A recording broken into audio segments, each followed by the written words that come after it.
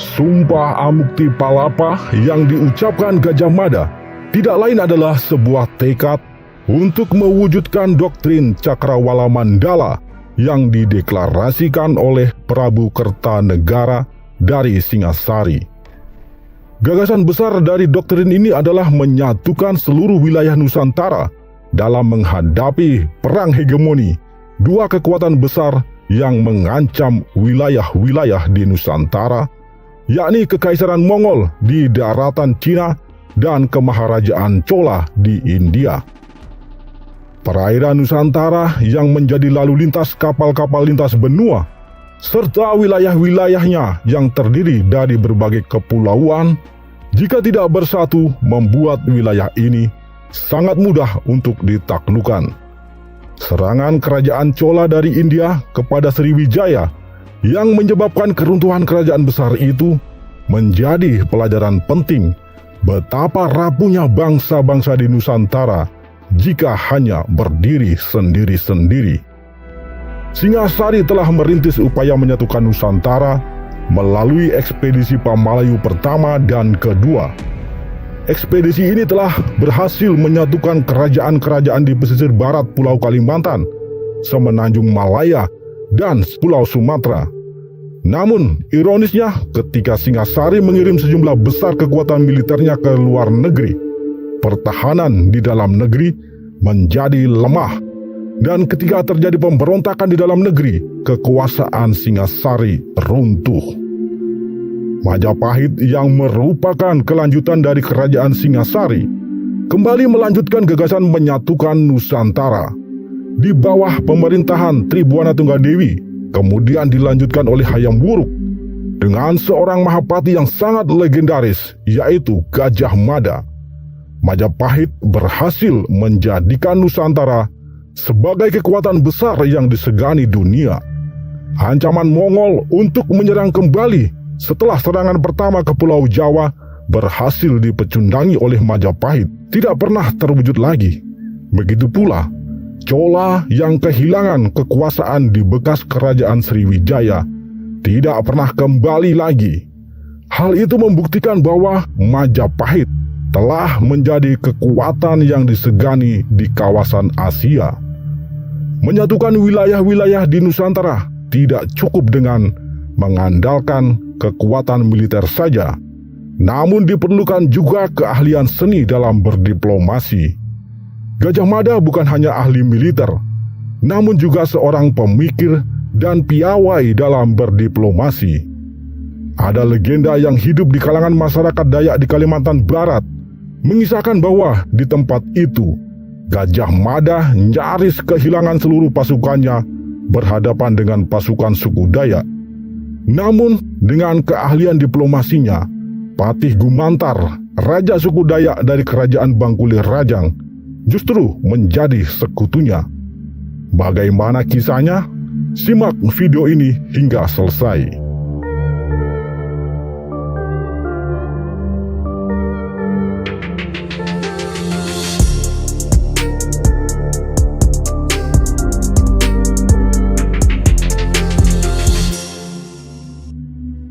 Tanjung Pura adalah salah satu wilayah yang disebutkan Gajah Mada dalam sumpahnya untuk ditaklukkan. Pembahasan tentang daerah-daerah yang disebutkan Gajah Mada dalam sumpahnya sudah pernah admin unggah pada video sebelumnya. Jika Anda berminat, silakan Anda cari di channel ini unggahan dengan judul Gajah Mada Antara Sumpah Palapa dan Wanita. Tanjung Pura adalah kerajaan tertua di Pulau Kalimantan bagian barat. Kita tidak berbicara tentang Kutai Martadipura yang ada di Kalimantan Timur. Kita berbicara tentang wilayah Kalimantan bagian barat. Kerajaan Tanjung Pura telah berdiri sejak abad ke-8. Kerajaan ini awalnya adalah bagian dari Kerajaan Sriwijaya di Sumatera yang diperintah oleh bangsa Melayu. Namun pasca runtuhnya Sriwijaya, Tanjung Pura menjadi bawahan Kerajaan Singasari pada masa Prabu Kertanegara. Pada masa menjadi bawahan Kediri, Tanjung Pura bernama Bakulapura. Bakula dalam bahasa Sanskerta berarti Tanjung. Namun, pasca runtuhnya Singasari, Tanjung Pura menjadi kerajaan yang otonom. Tanjung Pura semula berpusat di negeri baru yang juga disebut Tanah Kayong atau Ketapang saat ini. Namun, dalam sejarahnya, Tanjung Pura pernah beberapa kali memindahkan pusat pemerintahannya untuk menghindari serangan perompak bajak laut dan serangan dari kerajaan-kerajaan lain. Tanjung Pura hanyalah salah satu dari banyak kerajaan yang ada di Pulau Kalimantan. Ketika Gajah Mada menyebutkan Tanjung Pura sebagai salah satu wilayah yang akan ditaklukkannya dalam sumpahnya, yang dia maksudkan adalah seluruh Pulau Kalimantan. Tanjung Pura atau Tanjung Nagara adalah sebutan Pulau Kalimantan pada masa Majapahit. Nagarakretagama mencatat negara-negara di Nusa Tanjung Negara adalah Kapuas Katingan, Sampit, Kota Lingga, Kota Waringin, Sambas, Lawai, Kandangan, Landa Samadang, Tirem, Sedu, Barune, Kalka, Saludung, Solot, Pasir Barito, Sawaku, Tabalung, Tanjung Kute, dan Malano adalah yang terpenting dari negara-negara di Nusa Tanjung Pura. Tampaknya kerajaan Tanjung Pura membawahi kerajaan-kerajaan lain yang disebutkan di dalam naskah Nagarakretagama tersebut. Maka dengan menundukkan Tanjung Pura, dengan sendirinya kerajaan-kerajaan bawahannya pun ikut tunduk.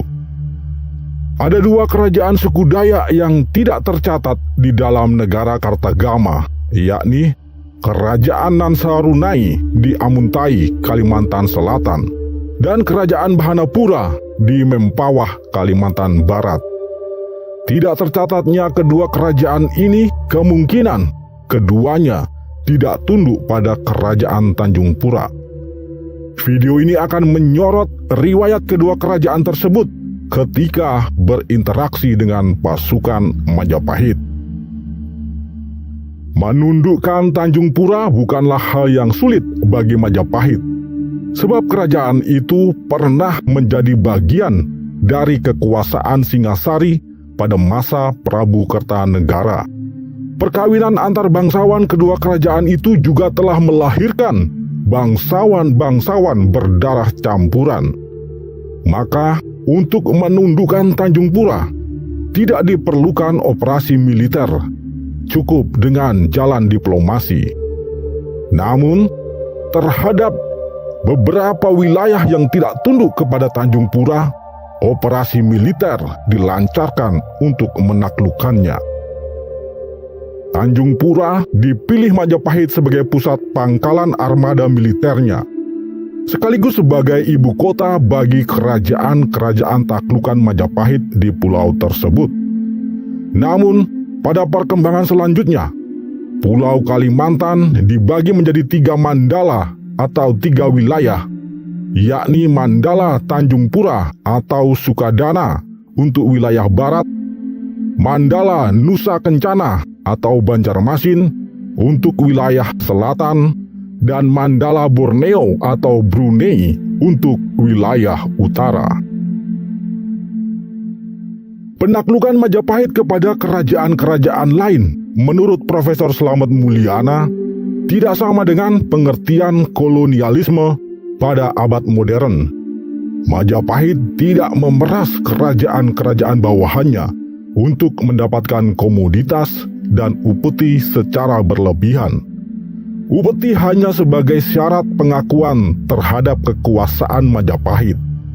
Hal itu sejalan dengan catatan berita Tiongkok pada masa dinasti Ming yang mencatat bahwa di wilayah Buni yang dimaksudkan adalah Borneo atau Pulau Kalimantan, rajanya setiap tahun mempersembahkan 40 kati kapur barus kepada Raja Jawa.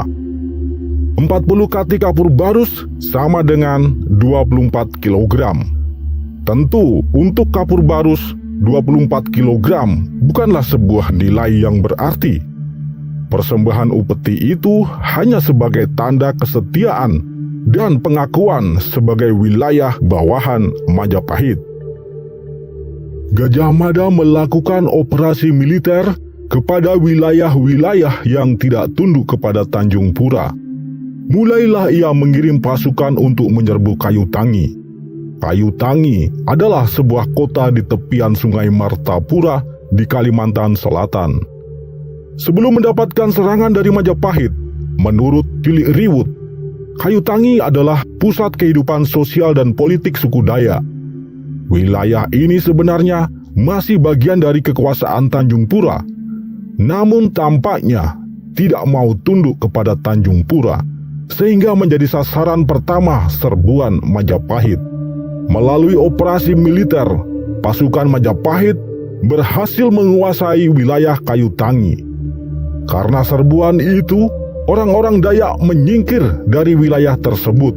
Sementara orang-orang Melayu yang berasal dari Sriwijaya, yang juga telah lama menetap di situ, tetap tinggal dan mengakui kekuasaan Majapahit. Orang-orang Melayu yang telah lama menetap di wilayah tersebut, serta telah kawin-mawin dengan orang-orang pribumi, yakni suku Dayak, melahirkan keturunan campuran yang kemudian disebut sebagai suku Banjar. Orang-orang Banjar inilah yang kemudian mendirikan kerajaan di Kayu Tangi dengan nama Kerajaan Banjar di bawah hegemoni Majapahit. Diserbunya Kayu Tangi oleh pasukan Majapahit membuat suku Dayak terpencar ke pedalaman. Cilik Riwut menyebutkan bahwa terpencarnya orang-orang Dayak pada saat peristiwa Kayu Tangi melahirkan sub-sub suku Dayak yang ada di Kalimantan Selatan dan Kalimantan Tengah saat ini. Mereka adalah Dayak Ot Danum, Dayak Maanyan, Dayak Bakumpai, Dayak Dusun, Dayak Ngaju, dan sub-sub suku Dayak lainnya yang asal muasalnya adalah satu suku, yakni Dayak Ot Danum. Terdesaknya ke daerah pedalaman itu pula yang menyebabkan suku Dayak pelan-pelan meninggalkan keahlian bahari yang sebelumnya menjadi bagian dari kehidupan mereka sehari-hari. Cilik Riwut menyebutkan peristiwa penyerbuan Kayu Tangi oleh Majapahit telah terjadi pada tahun 1350 Masehi. Artinya, bisa saja serbuan itu terjadi pada tahun-tahun sebelumnya. Jika benar demikian, maka serbuan Majapahit ke Kayu Tangi dan upaya penaklukan wilayah Kalimantan bagian selatan terjadi pada masa pemerintahan Tribuana Tunggadewi dengan patihnya Gajah Mada.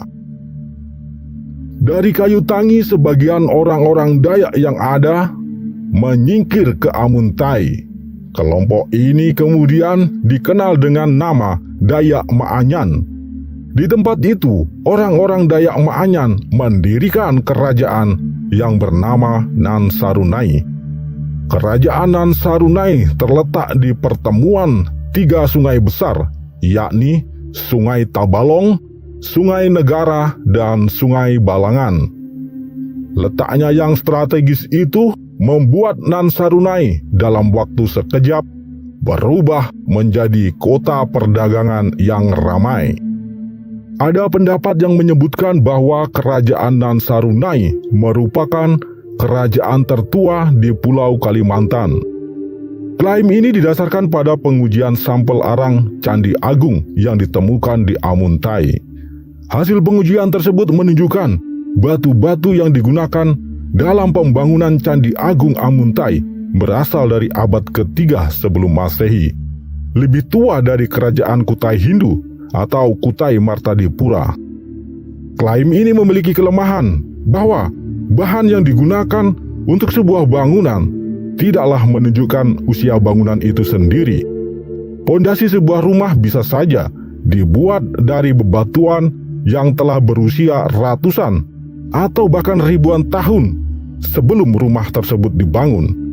Dengan demikian, admin lebih mempercayai alur dan uraian dari Cilik Riwut tentang kemunculan kerajaan Nansarunai.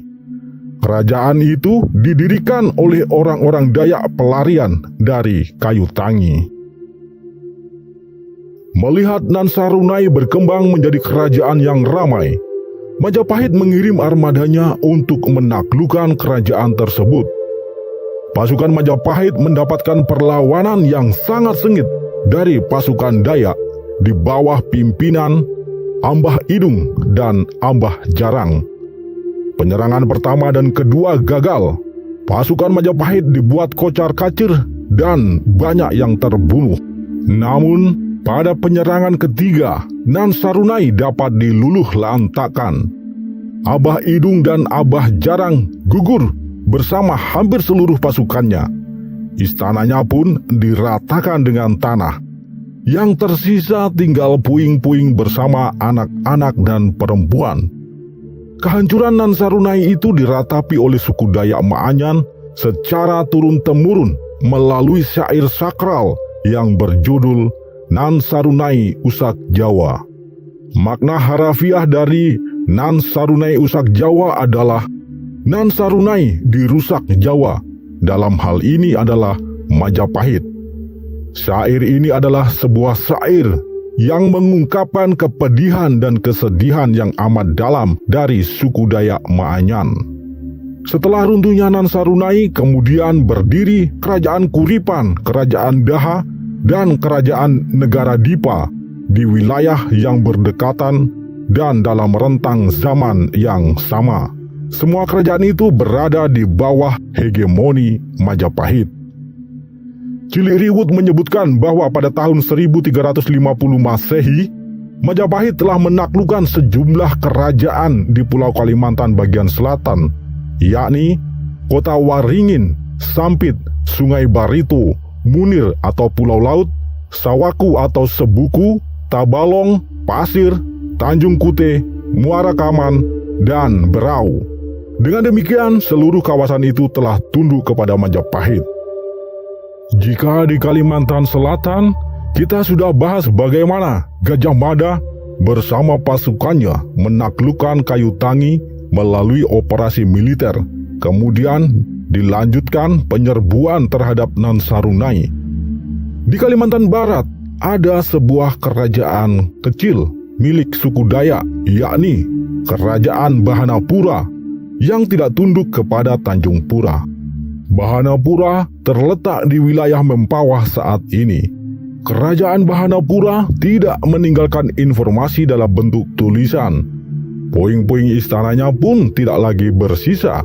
Namun kisah tentang keberadaan kerajaan ini dituturkan secara turun-temurun di kalangan suku Dayak Bakati dan Dayak Kanayan di Kalimantan Barat. Kerajaan ini pula yang dipercaya menjadi cikal bakal bagi Kesultanan Mempawah di kemudian hari. Ada sebuah legenda yang dituturkan turun-temurun di kalangan suku Dayak Bakati dan Dayak Kanayan yang mengisahkan peristiwa penyerbuan pasukan Majapahit di bawah pimpinan Gajah Mada kepada Kerajaan Bahanapura. Peristiwa itu terjadi pada masa pemerintahan Raja Arya Magat yang diperkirakan terjadi antara tahun 1340 hingga tahun 1360 Masehi. Konon, ketika armada pasukan Gajah Mada bersandar di pelabuhan Pontianak, prajurit Sandi dari Bahanapura mengetahuinya. Prajurit itu melaporkan kepada Baginda Raja Arya Magat bahwa armada pasukan Majapahit telah bersiap untuk menyerang Bahanapura. Mendengar hal itu, Raja Arya Magat menghimpun seluruh pasukannya. Arya Magat melakukan ritual mangkok merah dan mengedarkan mangkok itu kepada kepala-kepala suku Dayak Kanayan, Dayak Bakati, Dayak Rara, dan Dayak Banyadu. Mendapatkan mangkok merah dari Raja Arya Magat, sub-sub suku Dayak itu bersatu memperkuat pasukan Bahanapura. Begitu armada Majapahit mendarat melalui Sungai Mempawah dan bergerak menuju kota raja, teriakan dan pekikan misterius bersahut-sahutan dari balik hutan. Pasukan suku Dayak tidak hanya mengerahkan prajurit manusia, tetapi juga arwah para leluhur mereka yang juga ikut berperang. Pasukan arwah itu disebut Kamang Tariu dan Kamang Layu. Kamang Tariu bertugas merasuki prajurit-prajurit Dayak sehingga keberanian dan kemampuan tempurnya menjadi berlipat-lipat. Sedangkan Kamang Layo bertugas merasuki pasukan musuh sehingga menjadi lemas lunglai dan gemetaran kehilangan nyali. Pasukan Majapahit yang terkenal pemberani itu pun menjadi kehilangan nyali. Banyak dari antara mereka tiba-tiba pingsan secara misterius, sementara yang tersisa menjadi gemetaran dan pucat pasi. Gajah Mada kebingungan menghadapi situasi itu. Meskipun dalam keadaan bingung, Gajah Mada tidak pernah panik.